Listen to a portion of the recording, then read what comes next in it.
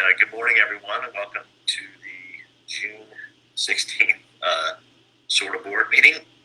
Welcome to all. Another Zoom meeting and Facebook Live. So, welcome. I call the meeting to order. Why don't we go ahead with the Pledge of Allegiance? I pledge allegiance to the flag. The flag of the United States of America. And to the republic for which it stands. It stands. One nation. One nation. Indivisible, with liberty and justice for all. Indivisible, with liberty and justice for all. All right, thanks. So to start off with, we do have some submissions from the citizens who came in online. So as they come in online, we're able to provide some answers because we got the questions in advance, which we're not always able to do. So I will read these. A couple are fairly long, so bear with me. This is from Kevin Shaw. Received it this morning at 9 a.m.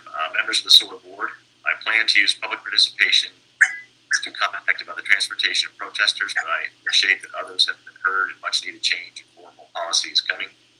I was satisfied by the majority of what I heard during the operations meeting. I do recognize the challenges of leadership at a moment's notice. I was glad to get a conversation about the importance of ongoing ridership and loyalty. I look forward to reading an inclusive plan going forward to keep both operators and riders safe while not alienating city leadership. My main concern is the strategies of communication that we put in place to never strand a rider.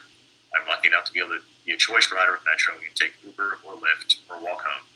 Many riders don't have that luxury, and I hope that the new subcommittee can ensure that every rider is able to make their way home safely and affordably if there's an evolving situation with limited notice, such as a curfew or a protest. Every time a rider is stranded or a bus is late, they lose a bit of faith in the system. And only a few missed trips may be enough to choose an alternative, even if it is an inconvenience financially or for their family. Most importantly, my hope is that board members will support Metro in fighting for public transportation as an equal method of transport. As the board and the city appear to be heading toward a dialogue about money remaining in the transit fund, riders at Metro need to take priority. I understand that partnerships and compromises are essential, and relationships will be important during the engineering and planning for reinventing Metro. But I want to see the board be willing to stand up for Metro's staff expertise and advocate for the tough political decisions that will benefit riders. As written in the media statement following the protests, Metro's goal is to continue to make decisions that best support our community, employees, riders, and our city leadership. I hope that SORTA board will emphasize decision-making in that order. Thank you, Kevin Shaw. So thank you, Kevin, for your comments, and we will make sure they're included in the discussions for both the policies about how to use our assets and how to manage during things like curfew. The next comment is from Angelina 49, if you've done that, so I'm not sure. Here it is, right, Debbie Stanley. Here's her question. Hello, as more people are starting to return to work instead of working from home, does SORTA have a timeline when they will be resuming Monday through Friday schedule? Also, will SORTA be resuming running the express bus routes? I work downtown and for me to take the 24 bus instead of the 30X, be over a 2-hour round trip commute every day versus a 40-minute round trip commute. SORTA is having their customers exit the bus using the back door. When will that restriction be lifted, as it is more difficult to exit from the back of the bus than the front of the bus for many of us? Also, my bus stop wouldn't allow me to exit the back of the bus since it's a wooded grassy area versus exiting the front of the bus at a sidewalk. A lot of the bus drivers refuse to let us exit off the front of the bus. I'm not sure what the difference is, why we cannot exit the front of the bus, since we have to enter the front of the bus to pay. When a person exits the bus, they just walk by the bus driver, which is their plexiglass shield to exit the bus, versus standing there paying fare or paying by easy fare. More contact with the bus driver is entering the bus than exiting the bus. So all service, including express routes, will resume on June 28th. We will continue to encourage customers to exit the back door to maintain social distancing for the public and the operator's safety. However, we will be talking to the operators about making sure that if it is unsafe to exit by the back door, the front door could be used. Question from Michael Mills. Was it confirmed that Cincinnati police driving Metro buses were qualified to do so? Yes, all the police officers that drove the buses have their CDLs. Finally, a comment from Vince Gay. Subject: police bus use sale question for board meeting. These questions about recently publicized loans and sales of buses to the Cincinnati Police Department are for the June 2020 board meeting, since they've been asked a number of times but not answered. What are the makes, models, years, and conditions of the buses being sold with no auction? circumstances after the board chair unilaterally approved loans of the buses. This after the police department in an emergency somehow had a time for a round of calls showing that the loan was unlikely to be approved by a proper and legal board vote. How remarkably low prices the buses that commonly sell for tens or hundreds of thousands more arrived at. Why was there no public notification or auction of the buses prior to the public announcement of this action? Why did the police department, as a buyer of this public property, receive covert information from a member of a public body that was not disclosed to the general public in sufficient time for other prospective buyers and sellers to prepare and submit offers? Why have several formal actions involving loans and sales of agency property been taken or attempted without one discussion in any public meetings or publicly called for executive sessions, especially considering that another local body was recently subjected to costly and embarrassing litigation in regards to allegations of far less egregious failure to conduct government business in the sunshine? I speak for many members of the community expressing concern for whether agency assets are being transferred in a fair and fiscally responsible manner, whether formal agency actions are being appropriately discussed in public, whether a transit agency should be eager to aid in the law enforcement agency in making a habit of questionable mass arrests. This is from Vince Gay. These questions have been referred to the Public Records Office, and we respond to those questions with all the details as soon as we can. So thank you for the interest of all in those comments. The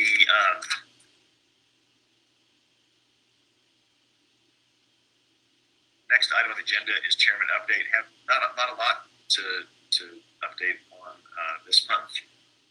Although you will have noticed yesterday that we did have 2 operators test positive for COVID. In the contact tracing and such, we've identified that both came in contact with folks that had COVID outside of work. So they contracted outside of work and wanted to notify the public as to when those drivers were driving buses before the symptoms before they became aware that they'd come in contact. So doing all we can to ensure public health and safety.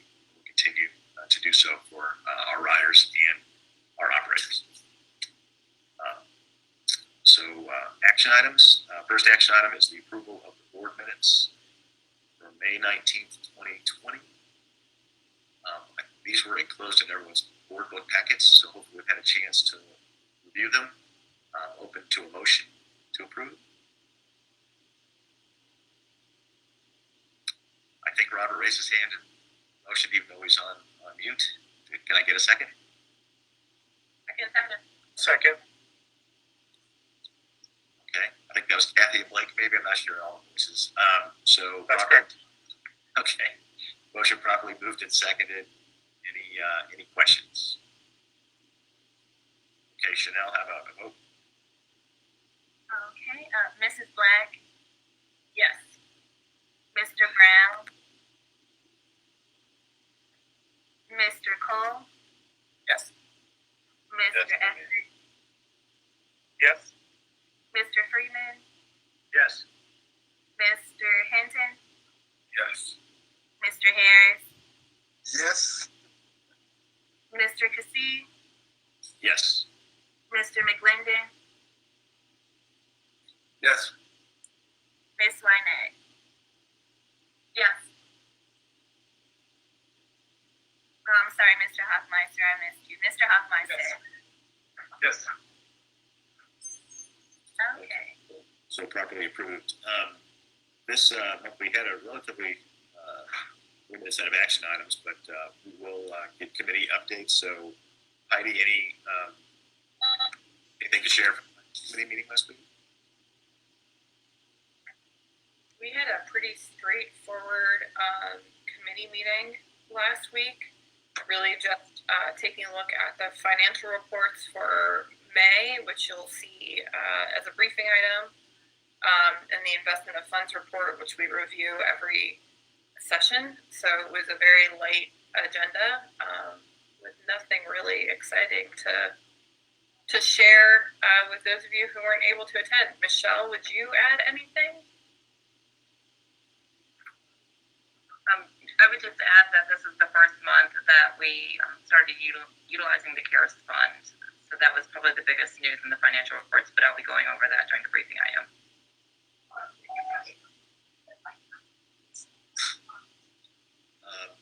Okay, thank you, Heidi. Brendan, planning and ops. Also similar, short meeting, but good discussion. Thanks to John for his continued good news reports. Matt gave us ridership reports, and then we had a policy discussion about the use of the buses a couple of weeks ago in coordination with public safety at the city. There's been a committee formed that includes Glenn Robinson, Blake Etheridge, Heidi, I think one other person, but I don't recall who. Pete Clinton. Thanks, Craig. And that group, I don't think has met yet, but will. Right. Okay. I think So Robert. relatively.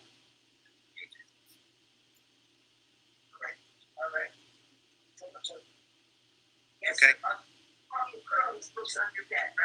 Yeah, so we have some background noise there. So thank you, Brendan. Like I said, relatively small agenda this week in both committee, but good discussion. So Michelle. Thank you, Mr. Chair. Behind tab 2, you will find the 5-month ending May 31st financial reports. For the month ending May 31st, we had total revenue of $6.7 million, which was unfavorable to budget by $1.2 million. We had total expenses of $7.8 million, which was favorable to budget by $613,000. The deficit for the month prior to using prior year surplus to balance was $1,040,000 negative deficit. Prior year surplus of $841,000 and $199,000 from the CARES Act were used to balance the operating results in May. We have now used all of the budgeted prior year surplus. We will no longer be using the prior year surplus or reserves to balance this year's budget. Rather, we will be using the CARES Fund. So you'll see a significant increase in the use of CARE funds going forward. The total operating results before reserves were unfavorable by $619,000 for the month and unfavorable by $1,679,000 or 80% year to date. Some of the most significant factors driving the results for May were fare revenue, which was unfavorable to budget by $701,000. Metro fare revenue was unfavorable to budget by $637,000 as a result of 55.5% fixed route ridership decline directly related to COVID-19. The fare bonus recovery ratio of 10.8% was unfavorable to budget by 7.8%, due to the reduced fare revenue, partially offset by favorable operating expenses. Our total non-transportation revenue was unfavorable to budget by $102,000, or 60%, primarily due to the investment income of 33% below budget and advertising income of $55,000 below budget. CPS contract revenue was unfavorable to budget by $584,000, or 100% due to the school closures related to COVID-19. And employee wages and benefits were favorable to budget by $154,000, or 2.4%. Favorable total wage expense of $303,000 was partially offset by unfavorable vacation and sick benefits of $254,000. Anybody have any questions on the May operating financial results? Yes, I have a question. I was reading the paper and it said that Mayor Cranley is going to raid the transit fund of $5 million if you get state approval to do that. How would that affect our finances, and is there anything we can do about that as members of SORTA?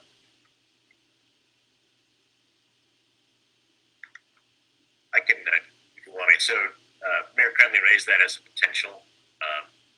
Certainly, we're in discussions with the city. We've made the budget proposal that requested all the money in the transit fund, and we intend to use that money to maintain service throughout the year. So is he not? I'm still not clear. Like, is he getting the $5 million? Is he getting that money or not getting that money? It's a statement he made. It wasn't part of the formal budget process, and so we're working through those discussions. We're working through. Does that include members of SORTA, or I'm just trying to understand what the process is. That's all. So we make a budget proposal to the city. We've made it that includes the entirety of the transit fund. I think there's budget shortfalls in the city, so there's lots of different ideas are being floated around by the city. We do not believe that should impact requested funds that we asked for. So his $5 million request is not going to impact SORTA. Well, we believe that those are our funds, right? So we believe we'll get them. Oh, Right. so, I'd also point out that there's several council members who are angling to use that money for other sources as well too. So I think Craig's point is this is the process every year that we go through with SORTA in the city to ask for what we need to run our system, and that's what we're here, right, Mr. Chairman? Yeah, that's right. And it's a little bit of an unusual situation, right? As we're having a transfer from earnings tax to sales tax. So we believe those are our funds that we entitled to them. That would be how this turns out. and we have requested all of those funds. We've taken the steps forward to get the money. Yeah. Okay. Greg, what does John mean when he says we need state approval? I'm not familiar with that statement exactly, so I'm not sure what that was in regards to.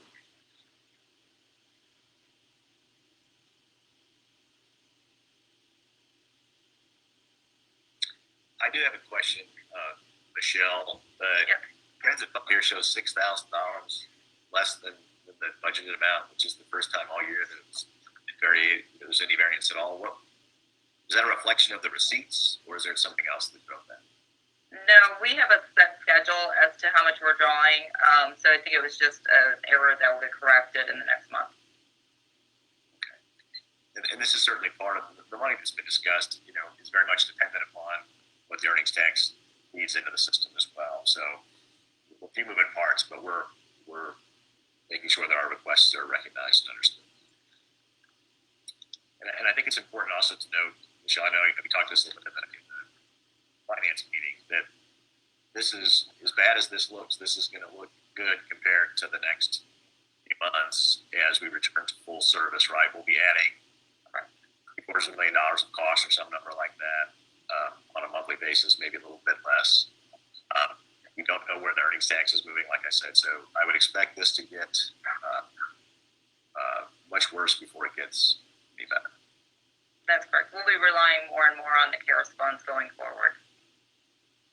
Yeah, going back to full service, we're going to add in excess of $1.5 million a month of service.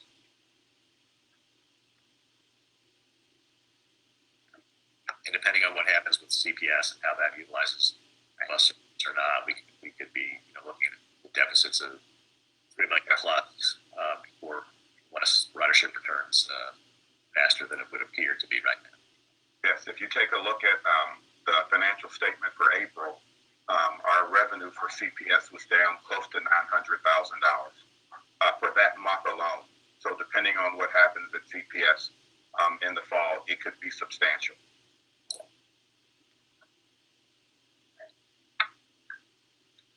Hey, Daryl, I have a question, and it's not so much about the budget, but about planning. Are we having conversations with Metro, with CPS, about this fall and how we can get that service provided? Yes, we are having calls with them at least once a week, talking about what the fall looks like. They have not determined as of yet what they're going to do this fall, but we do continue to have weekly calls with CPS to prepare for whatever this fall should bring. Right now, they've got 4 options on the table. They have not decided what they're doing as of yet. Thank you. On a positive note with them, right, we continue to talk about potential to use buses with Wi-Fi to help support students and things like that too, right? So I think we're looking for ways to participate in any way we can. Yes.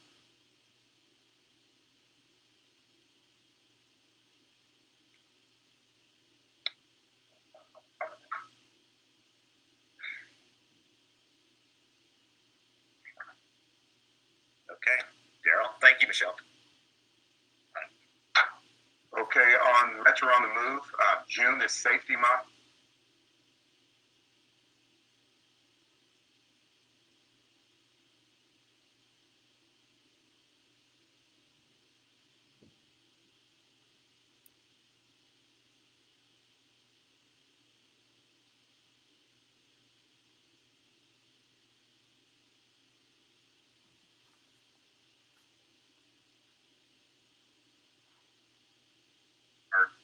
accidents were down 19%.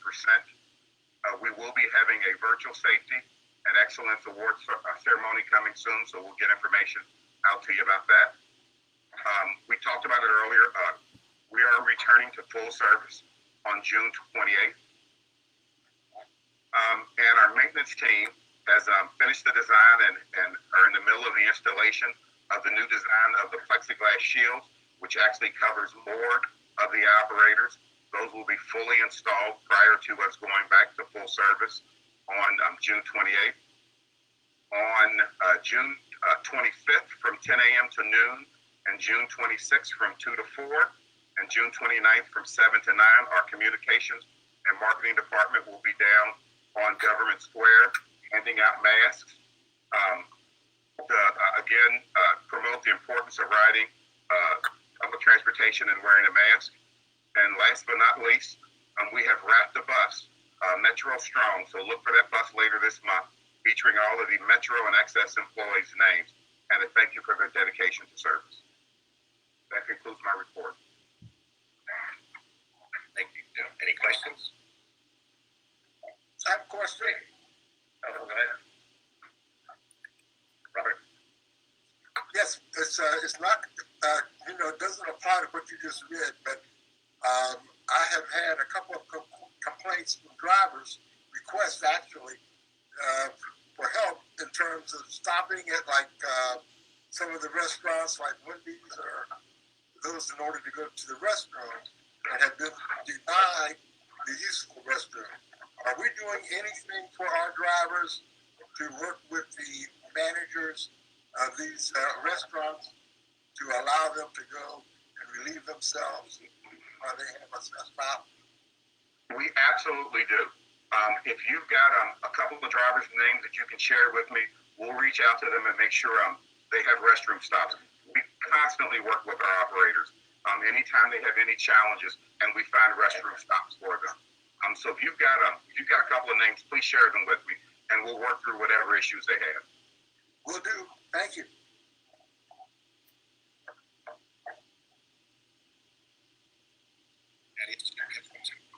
No, I thought it was a really cool idea. Whoever thought of that with wrapping the bus with all the names. Thumbs up, whoever thought of that. I like that. That was John Ravazio. Great job, John. Thanks for the bus idea. Is just part of it. Brady's communications and marketing team just took an idea and it blossomed from there. So credit to them as well. Absolutely. We all support the sentiment. Thanks to all the operators of the team that make it happen every day. Any other questions for Daryl? Like last month, we talked a little bit about reinventing Metro. And, first step was trying to get some forecast of the sales tax and things like that would dictate the resources that we have to start the rollout. Any update there? Yes, we've partnered with Hamilton County to get have UC do an update on the sales tax projections for 10 years. We will have those new projections by the end of this month. We've also had several meetings with the agencies to put the structure around an empowerment fund. We've been meeting with people like St. Vincent de Paul, Talbot House, Easter Seals, Gina Marsh. We're also working to create a regional solution to paratransit in the region. We've also had a meeting with the Integrated Committee to continue to create the structure around the processes and procedures. And we'll be beginning our community outreach for input for the Reinventing Metro plan. We've already had a meeting with the Rider Advisory Committee, and we'll begin scheduling meetings with the communities in Hamilton County, as well as collecting public comment for feedback. And we'll start to build what Reinventing Metro looks like as we roll it out. And all of those things will come back to the board. Yeah, I hope that if we can have that sales tax information back, we can at least say the initial flow of dollars, what that means in the early days of 2021 versus what we'd had scheduled. So thank you. Mm-hmm. Any questions on that? Okay, let's go to new business. Anybody have any new business they want to bring up before executive session? Hi, Mr. Chairman. It's Brendan. How are you? I'm good, Brendan. How are you? Good. You and I had a conversation this morning, and I also had a conversation with Vice Chair Gwen Robinson, who was not able to be on the call, and with Daryl as well. I'd like us to consider making Friday a holiday for our team in observance of Juneteenth. This is something that I think that a number of organizations across our region, but also across the country, have been doing. I know that a lot of us have been doing a lot of reflecting and a lot of thinking about what's been going on in the world over the last couple of months, but also for the last several hundred years, and reckoning with the fact that none of us have done enough. And while this isn't enough, and this is something that will fix anything, it is also a recognition that our country has been through a lot, and that a day to reflect and consider what's happening in the world, and to honor those who have been part of a struggle for a long time before us might be a good moment right now. And so I'd like to suggest, and Ms. Robinson and Mr. Kazee also supported this when we had a conversation this morning, as did Daryl. I think enthusiastically, Daryl, I'd ask you to kind of wait here. That we make Friday a holiday, and then that going forward, that we think about how we can recognize a key holiday, a key day for honoring all of our employees, but also the movement as a whole. Do people even know what Juneteenth is? I don't know. I'm just saying you might want to explain the day for people. So Juneteenth honors the day that the news of the Emancipation Proclamation reached African Americans in Texas. It was 2 years after the Emancipation Proclamation was delivered by President Lincoln. So it came late, but it's obviously taken on, I think, even more meaning. I know that Fifth Third announced that they are going to close their branches in Cincinnati and across the country early. Target announced today that they would be recognizing Juneteenth as a holiday going forward. My organization is going to be closing early that day as well, and so I hope people take the time to learn about it. I certainly have in the last several weeks, but I hope others do as well.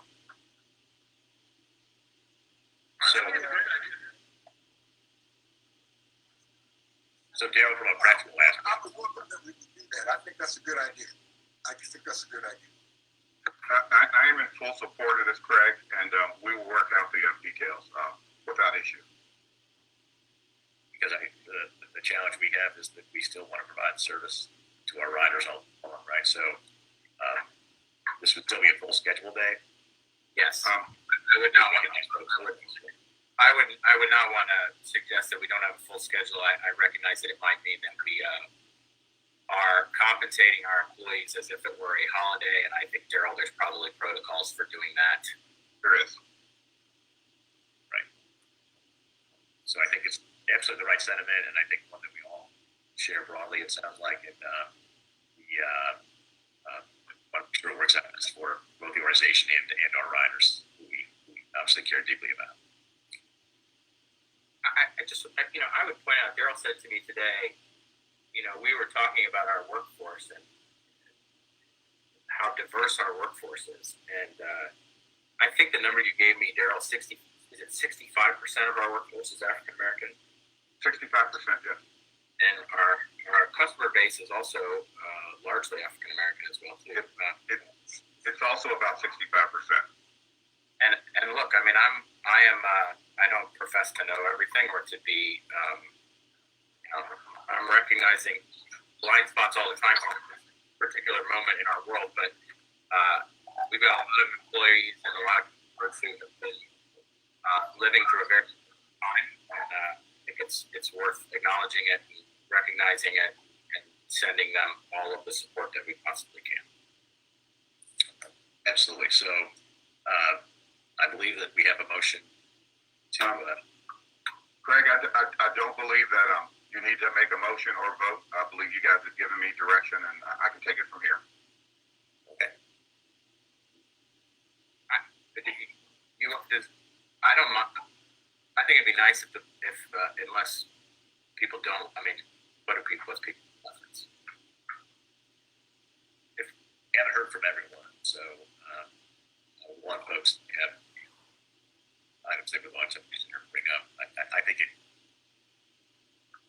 makes sense to make it a vote, but This is Blake. I'd be happy to vote yes. I'm in full support. So let's go ahead and do a motion. The motion's on the table. It would be a holiday going forward. And obviously, I would point out that Daryl, you'll have negotiations coming up, and obviously, you can take this up in future years. I don't want to do any complicate the contract, but for this year, I think we can probably just do it like this, and then however you choose to do it in the future with regard to your negotiations would be up to you all. Okay, that works. Hey, Daryl, before we vote, I just wanted to make mention that, it's a great thing to do to recognize Juneteenth, but I think we also need to recognize how we got to this newfound awareness and what brought us here. And I think that statement needs to be part of that going forward as well, not just one day, but actually having SORTA join the mission to upgrade equality for all the citizens, all the African American citizens in particular. So I just want everybody to understand that this has been a fight for over 400 years, and while we've seen some tragic incidents that brought about this newfound awareness, we need, as an organization, also confess and back the support of a movement for equality for everyone as well. But I do support this, and I thank you all for having this opportunity to do so. And to the board for working so hard on getting this levy on the ballot and passed. This will also help level the playing field, because this will create, the Reinventing Metro plan will create access to more jobs and access to higher paying jobs. So it has a long-term effect of what's going to happen in our region. Amen to that. I mean, what we have done as an organization to prioritize public transit with passing the Reinventing Metro Plan in Issue 7 is something that will affect the lives of everybody in our community. And it is a huge driver of equity to have a strong public transit system that serves everybody and can connect people to jobs. So I think it matters, and I think it's enormously positive. So I agree, but I also feel that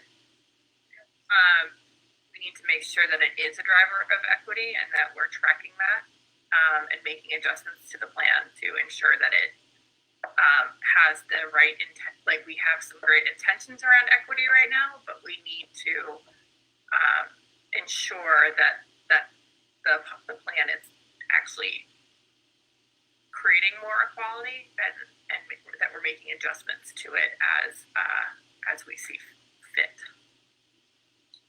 Absolutely, and what we know, right? The nice thing about buses is that as the world shifts and where people live and work and settle, we can be nimble about how we respond to that. So that's great. And I would like to have a vote, and I think we have. It sounds like we have pretty broad. So we have a motion to make Juneteenth a holiday for Metro in the spirit that Maurice outlined. Can I get a second for that? Second. That was Kathy. So let's, Chanel, so motion probably moved and seconded. Any questions? Okay, Chanel. Ms. Lynette? Yes. Mr. Christie? Yes. Ms. Black? Yes. Mr. Cole? Yes. Mr. Brown?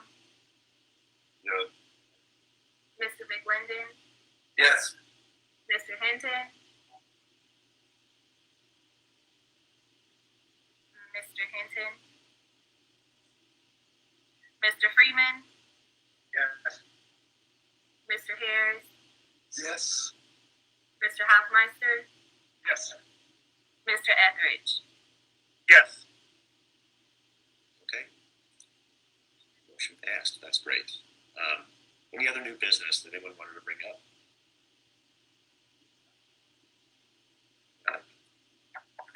I will move that we go into executive session, section 121.22G4, preparing for conducting negotiations, giving sessions with public employees.